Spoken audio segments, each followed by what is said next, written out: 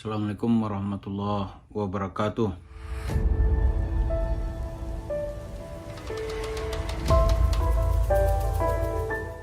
Para pemirsa, kalau kita ikut terus ceramah demi ceramah, YouTube demi YouTube, Yusuf Mansur ini kadang-kadang kita ini nggak habis pikir ya. Bagaimana dia bisa berbicara agama seperti itu? Kalau kita lihat standarnya apa gitu. Itu gurunya dulu siapa yang ngajarin seperti itu gitu. Kalau ada gurunya mungkin orang bisa menuntut pertanggungjawaban gurunya.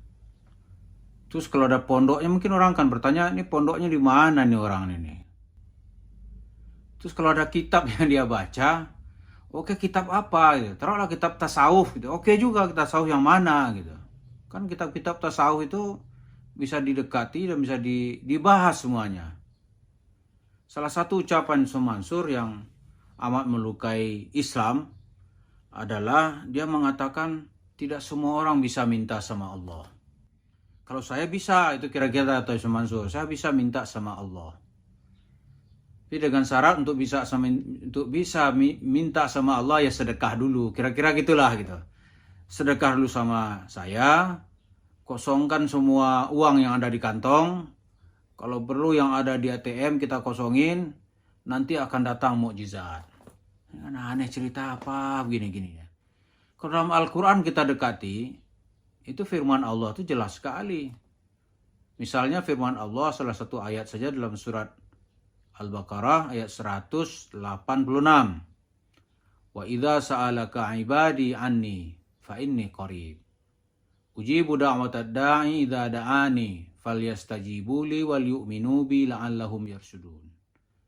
Katakanlah kata Allah nih, wahai Rasulku Muhammad, katakan apabila mereka bertanya, hamba-hamba wa iza sa'alaka ibadi anni, kalau hamba-hambaku bertanya kepadamu tentang aku wahai Muhammad, ya kan, fa inni qarib, ya kan, wa iza sa'alaka ibadi anni fa inni qarib, sungguhnya saya itu Allah dekat. Ujibu da'watad da'i idza da'ani, saya memenuhi doa hambaku yang berdoa, aku penuhi, kata Allah. Oleh Yusuf Mansur bilang tidak semua orang. Memang ya selama doanya itu masuk akal, ada logis-logisnya, akan dipenuhi oleh Allah. Nah sekarang doa Yusuf Mansur apa dipenuhi oleh Allah? Saya sebagian ya doa hamba memang tentu saja ada yang dipenuhi oleh Allah. Tapi tidak ada itu doa Yusuf Mansur dipenuhi oleh Allah kalau bersedekah ke dia, sementara doa orang lain nggak dipenuhi. Nggak ada, Pak. Nggak ada, Pak Ibu. Nggak ada, para jemaah. Nggak ada. Kenapa gitu? Karena Allah bilang semua hamba, kecuali kita ini bukan hamba gitu. Selama seorang masih menjadi hamba Allah, dia punya kesempatan untuk meminta dan dipenuhi doanya oleh Allah. Itu janji Allah. Tuh, lihat nanti waktu-waktu dia berdoa, apa materi doanya, di mana dia berdoa. Di Yusuf Mansur kalau bersedekah ke dia, aduh, doa tidak semua orang bisa minta kepada Allah. Apanya? Nah sekarang cobalah, itu kan orang menggugat sama-sama itu. Doalah Yusuf Mansur kepada Allah. Misalnya untuk bayar, apa susahnya sih untuk bayar? Minta kepada Allah, ya Allah, kasih saya kaya. Orang bayar minta kecil-kecil receh itu bagi Allah itu nggak ada hitungan. Terus kenapa? Coba minta. Kata dikabulkan. Maka kita lihat itu hanyalah cara-cara Yusuf Mansur untuk nipu orang-orang yang dengar. Ya masyarakat itu kita lihat pasti pemahaman agamanya nggak luas. Cuma mereka berharap dengan cara itu kehidupannya berubah. Itu aja sebenarnya. Mereka datang ke masjid, ingin merubah kehidupan, tahu ada cerita mengajak orang bisa kaya. Dia ikutin gitu. Tapi bisa dibuktikan nggak? Nggak akan bisa dibuktikan. Yusuf Mansur ini nggak bisa membuktikan. Kalau dia buktikan, ya penjara tempatnya. Coba aja datang ke mall, kita pengen lihat gitu. Tapi kalau foto-foto doang ya semua juga bisa. Coba datang ke showroom, wah ini aneh ada sedekah nih, nggak bayar gitu. Coba bawa buktikan gitu. pasti ditangkap polisi. Jadi ajaran Yusuf Mansur ini memang ulama-ulama, kiai-kiai mesti harus care gitu. Harus care. Ini merusak agama. Merusak pemahaman orang tentang Islam. Masa tidak semua orang bisa berdoa? Kalau aneh bisa. Dari mana ajaran begitu tuh? Jadi kalau Yusuf Mansur punya link khusus dengan Allah, yang lain nggak punya gitu. Itu cerita apa itu? Nggak ada itu.